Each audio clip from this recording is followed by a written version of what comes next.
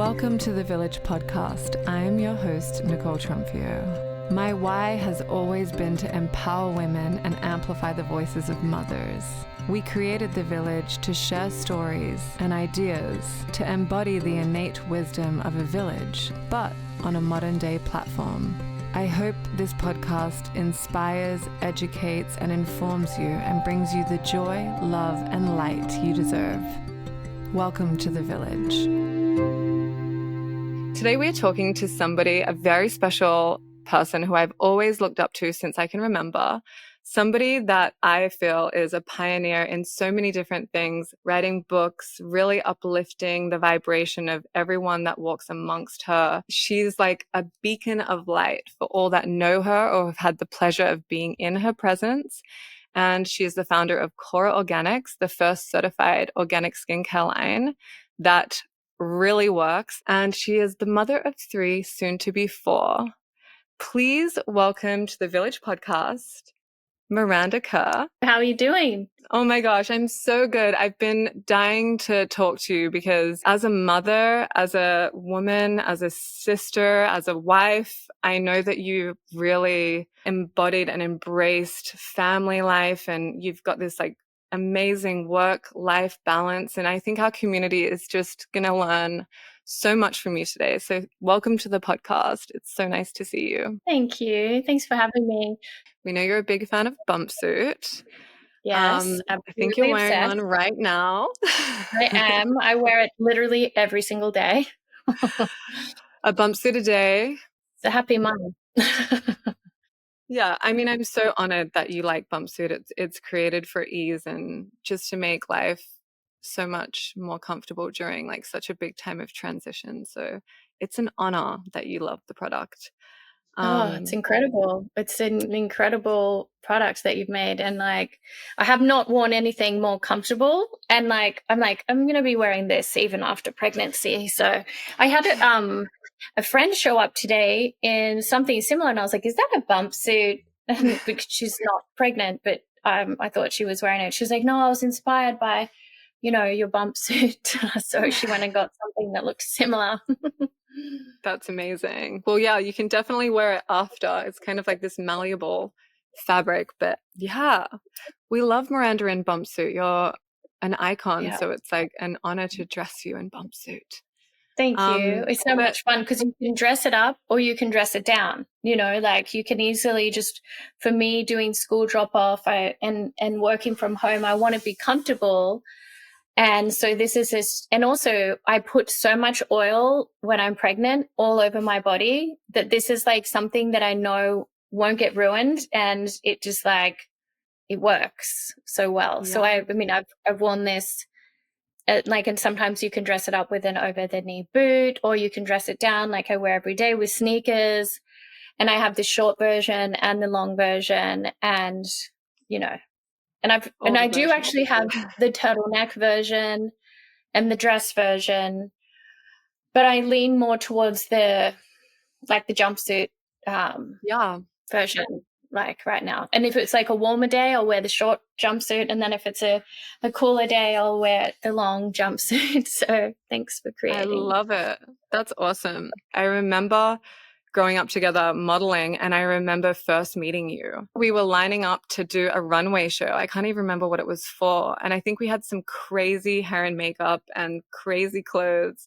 And I just remember having this awareness that you had this magical thing happening. I remember just being aware of your beauty. It kind of came from within. And I remember over that period, you were like the most beautiful outside, obviously, but also inside. What lit that fire inside of you? It's amazing that you can feel that and witness that, and that actually brings tears to my eyes. So thank you.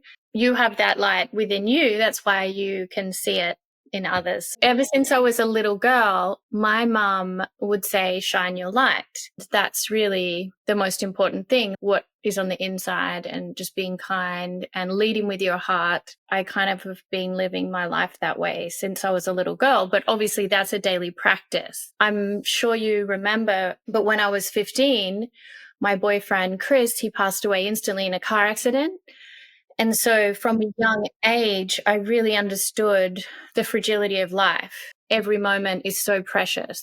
And so it's so important to appreciate everyone and every moment as the wonderful gift that it is. When something like that happens to you at such a young age, you have to really learn to reflect and find a lot of the answers that you're searching for within yourself. Like I remember going to a therapist and I realized like going to this therapist that the therapist wasn't there to take away my pain. I have this opportunity to be grateful and appreciate that I was lucky to have him in my life while I did. And then to learn at a young age how important it is to appreciate those around you, enjoy every moment, and be grateful for this blessing of life. Because at the end of the day, inevitably, we're all going to die and we don't know when. So let's try and embrace where we're at and enjoy where we're at while we can.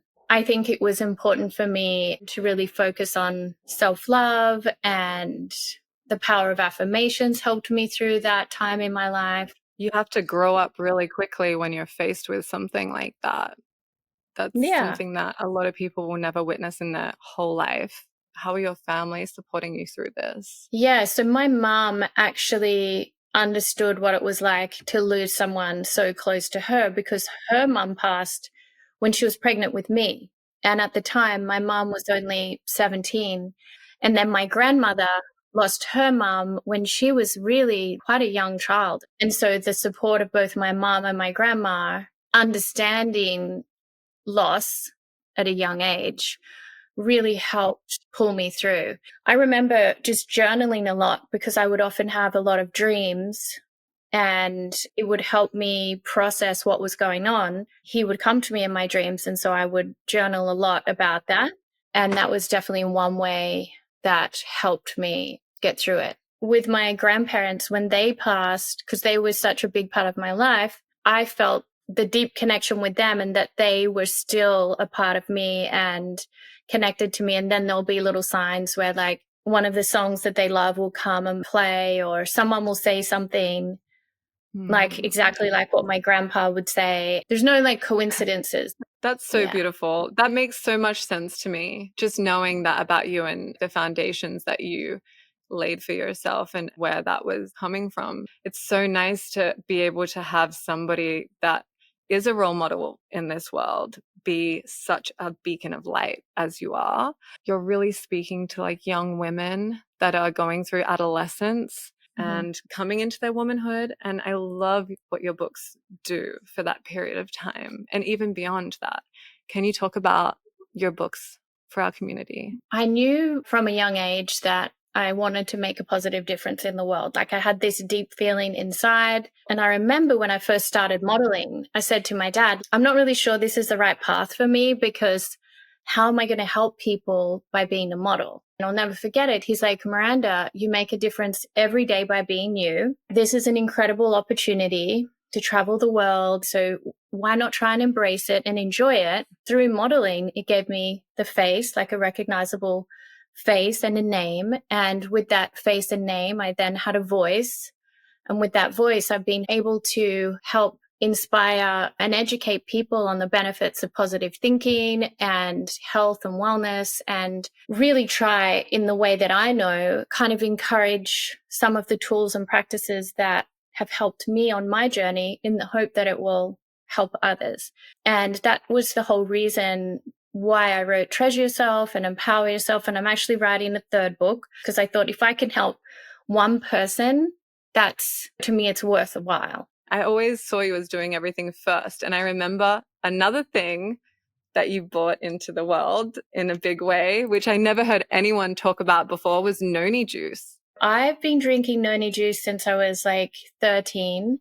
My grandma was very much, she's the first one who introduced me to noni, and she would give me a little shot of noni. She was like, it's full of antioxidants and it's a superfood, superfruit. And literally since 13, I've been drinking it, although I don't drink it during pregnancy.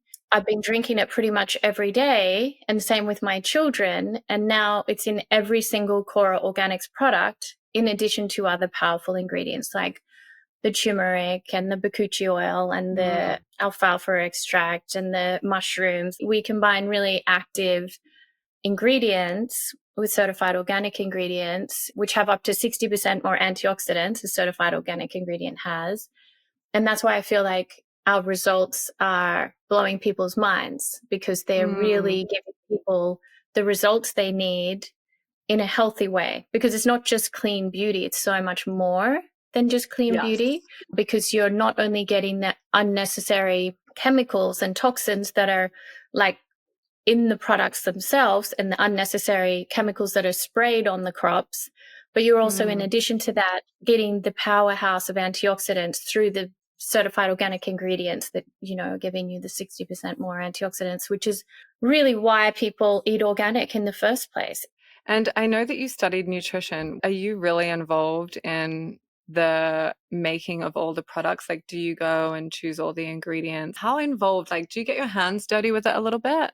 That's one of my favorite parts of my company. From day one, my favorite part was like working directly with the chemists to create these products that I've learned a lot throughout being in the industry about what textures work on the skin, and being able to create these products that help your skin glow in a way that's healthy for you and healthy for the environment. So in like this certified organic way, and working with some of the best chemists in the world that obviously know some of these ingredients and how they are combined to create these powerhouse of products. I come up with the idea and then I come up with some of the ingredients, but then they work together with me to help, you know, amp it up even more. When I said I wanted to create a retinol alternative serum and moisturizer, because I believe it's important for people to have those alternatives, especially obviously when they're pregnant, but also a lot of people have sensitivity to retinols and their skin gets really dry and red and irritated.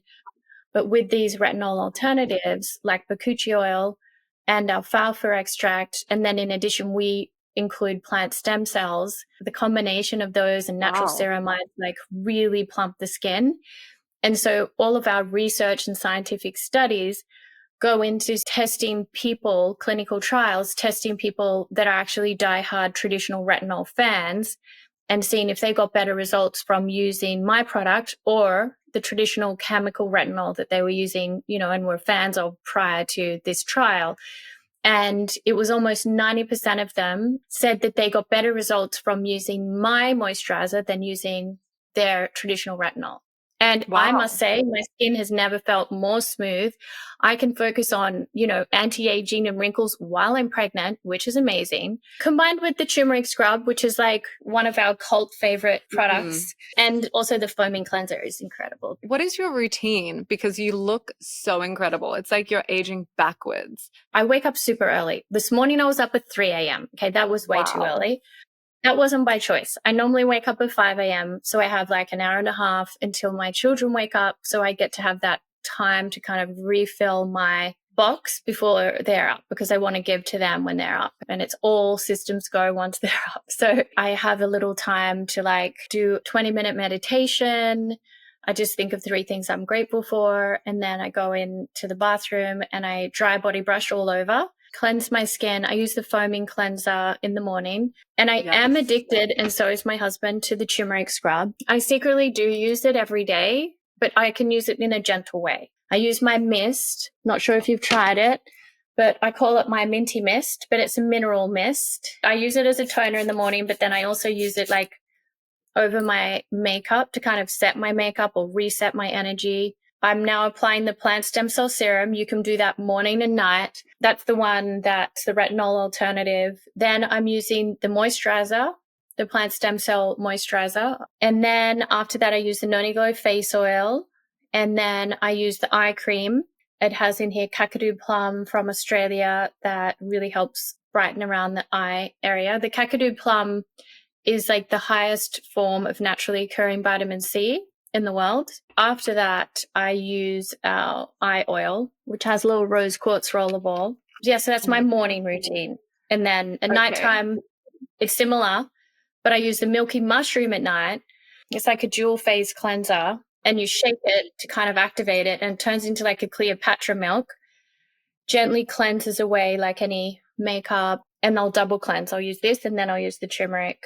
With this one, it has on the back forgiveness. So kind of when you're in that state of mind and you're cleansing your skin, you're cleansing your spirit, taking that opportunity to say, I forgive myself and I forgive anyone who has hurt me intentionally or unintentionally. And you are creating a moment to create peace in your day.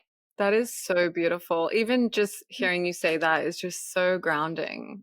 This episode is brought to you by Bumpsuit, the modern company redefining maternity and beyond. As a mom of 3, I've tried every single baby carrier on the market, and at Bumpsuit, we came up with the best baby carrier out there. We took all the problems from the baby carriers we loved and we solved them in this one baby carrier called the Armadillo. The Armadillo has a lot of different pockets for your phone, your keys. It even has a space for your water bottle to hang from. It has a weather cover. It's got a back lumbar for that support, especially after giving birth. It is great for newborns up until, my 3.5-year-old still asks for it. Go to bumpsuit.co. That's bumpsuit.co. Use the code THEVILLAGE20 for 20% off your entire order and get an Armadillo baby carrier. Do yourself a favor.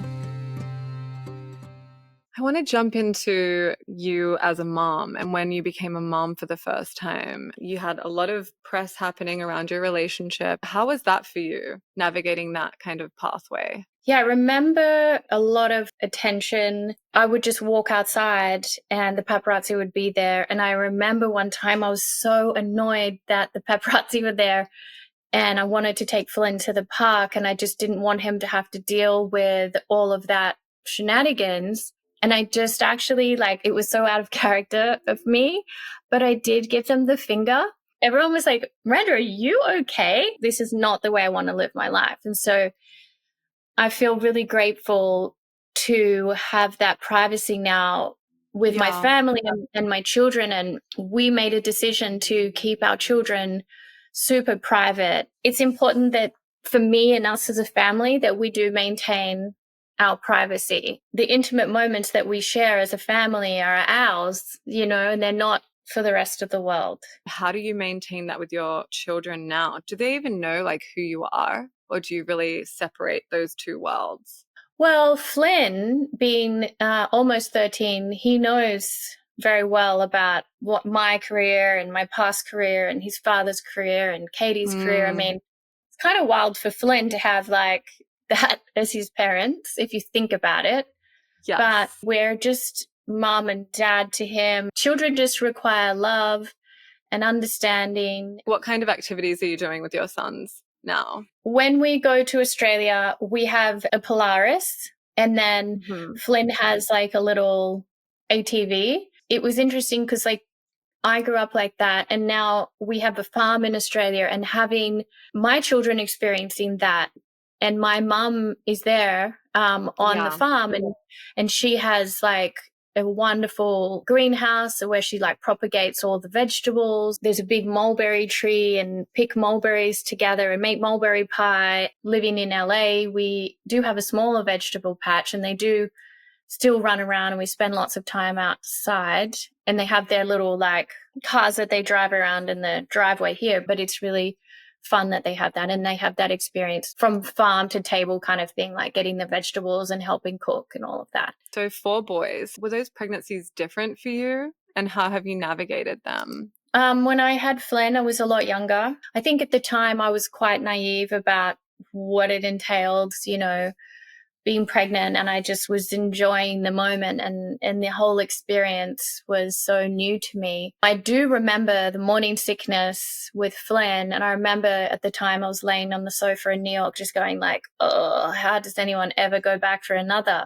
And then you get pregnant again and you're like, how did I forget how painful it was? And then once you're in the second trimester, you feel so much better. And although the last 2, I had to go on bed rest. And so who knows, what's going to happen this time. How long into the pregnancy did you have to go on bed rest? Oh, for the last month. Wow. How was that? It's hard when you're a mom and you're usually so active with the children and you're the one that's like dropping them off to school and picking them up and reading them books at night and tucking them in, and you're supposed to be on bed rest. So that was really challenging for me. And that was actually one of the reasons why I was reluctant to have a fourth, because I want to be fully present with my children and give them 110%. My parents were so young when they had me, and they both worked very hard. And I think that's where my work ethic kind of stems from. I don't think I would be where I am today if I didn't experience that. But at the same time, I have the ability, because I do work from home, I have the ability to be able to manage both, like making sure I'm there for my children and making sure I'm focusing on my business, and I just want to give my children my all. So it was challenging when I had to be on bed rest and navigate that. But I had lots of reading in bed with my kids, and they tucked me in. It's so cute. I mean, you could turn it around and be like, well, now you have to put mummy to bed. How did you kind of like prepare them that you were having another baby? Because I know some people really struggle with the one who is already in this world kind of having some kind of jealousy. And I have a little trick that I do with my kids, but I'm curious to know how you introduced to your current children how there's going to be a new arrival. To be honest, like Flynn, when it was Flynn, I remember the day after Evan and I got married, because I remember saying to Flynn kept saying, I want a little brother or sister, and I said, well, Flynn, you have to wait until Evan and I are married, and then, that hopefully will happen.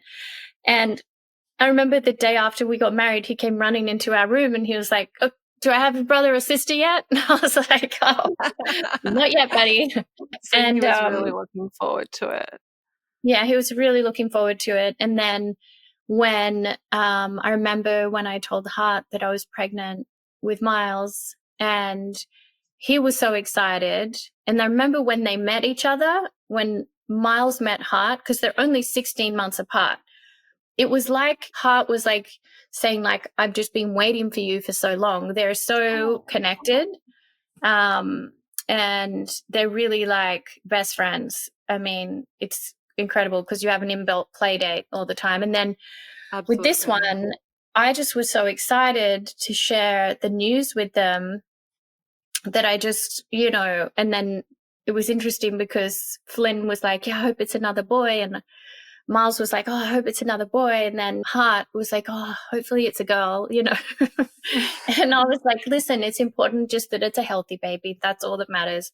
Mm-hmm. And Miles, the youngest, who I was concerned that he might get a little jealous because he's like, he's the baby of the house. He has just been fully embracing this pregnancy and like kissing and holding my belly every day and talking to the baby more than like anyone else. Like he's really just excited and thrilled about this pregnancy.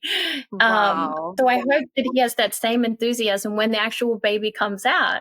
Every day he's like, oh, because he's always like, I love you so much. And then he's like, oh, and I love the baby so much. And I'm like, oh my gosh. And that's just like such a sentiment to you as a mom and as a person. It's like there's so much love just pouring out. It's like there can't be anything else. Yeah, and that's what I said. It just means more love. Like there's nothing being taken away from you. It just is more love for us to share together. I was always like kind of concerned because people would tell me that the baby could get jealous of the new arrival. And so I'm really proactive instead of being reactive. So maybe I didn't have to do this. I've never had the jealousy issue, but just to be prepared, I would like the baby would bring presents.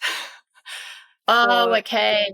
So I would hide presents in the house and she bought presents for you. I was just so frightened of there being jealousy because a lot of people around me talked about, oh, make sure, the baby can get jealous. And I've definitely witnessed it as well.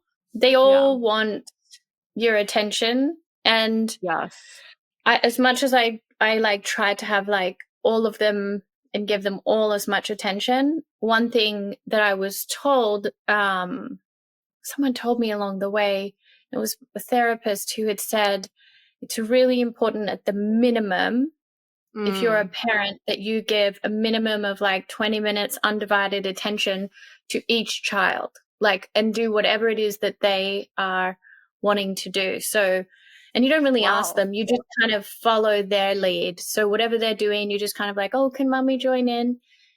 And just kind of follow their lead, you know, no phone, just connect with whatever they're doing and become in their world for a minimum of 20 minutes for each child. You're going to be busy with 4. Yeah.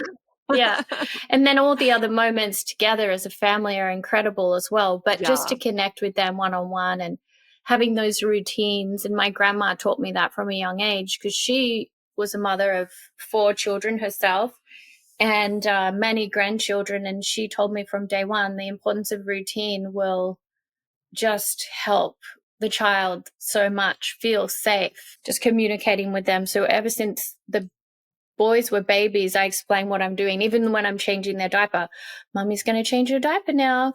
And now it's time to have some milk and all of that. You know, like when I'm breastfeeding, it's milk time. Let's get ready. Now it's time for a burp. Like just explaining what's happening. And now we have like a little board and it has little water blocks that explains like the day for the kids. So they know today, you know, they have this going on. So they feel safe within that. That's such great advice. And I'm going to definitely use that 20 minutes because that structure really, really helps. But setting your kids up for success, if it's possible for you, and exactly planning out their day and letting them know what's ahead is really, really helpful for little ones. So that's amazing advice. This episode is brought to you by Bumpsuit, the modern company redefining maternity and beyond. A lot of people ask me what my number 1 recommendation is for the hospital bag. And I have to say, the Bumpsuit Support Waist Trainer is like a miracle product. It's modeled from Ayurvedic postpartum rituals of binding, but it's so easy you can just slide it up over your legs to your core. And it really helps with the postpartum healing process. Grounding you, supporting your core when you have to wake up to breastfeed. It makes you feel like a modern day superwoman. And 3.5 years postpartum, I'm still wearing it now. I use it when I go on the plane. It stops bloating completely. I use it as shapewear. It's like the dream product. So now all my friends have it and they haven't had a baby yet. They just use it as shapewear. All my mamas have it. They use it postpartum and beyond that. And even people that have an office job use it or back surgery. So go to bumpsuit.co, get one, use the code TheVillage20 for 20% off and tell us how much you love it because it's a unicorn product. So how were your going into labor? Because I know a lot of our community loves to learn about labor stories. I don't know if you've ever shared any of your labor stories or how you kind of like planned your birth plan for your birth. Well, it's so important to actually have a birth plan, but know that at the end of the day, it's out of your control. Like from my experience, you might want things to go a certain way, but at the end of the day, the child will determine how the child and when the child will want to come into the world. With Flynn, he came, I think it was like a week late, and I had to be induced, and I was upset about that because I refused to have an epidural. So I was like, okay, I'm going to be induced, but I refused to have an epidural. I wanted to do this really the most natural way possible. He was a 27-hour birth and 9 pound 12. And then afterwards, I did feel like quite empowered. But at the same time, I was like, wow, that was like so intense. Like, I don't know, you know, don't really like, it's amazing that what women can really go through. And I remember thinking, like, you know, in my life, I was like, there have been moments where I felt tired, but this is like extreme exhaustion. But then you're so excited when the child is born that you have all of these endorphins going and you don't want to go to sleep because you want to like look at this baby and enjoy every moment. And I remember with Flynn as well, like I would like, because I didn't know any better, I would like, I'd be like breastfeeding and I would have him in his little thing inside the bed, like to protect him. Like a, and I would roll over and I'd be like, oh, he peed. Like he'd be sound asleep. And like this was like the first, week or so of his birth after he'd, been born. And I'd be like, oh, I better change his diaper right away. Like straight away. Like it was just like, and he was like, and then I like wake him up like, do you want some booby?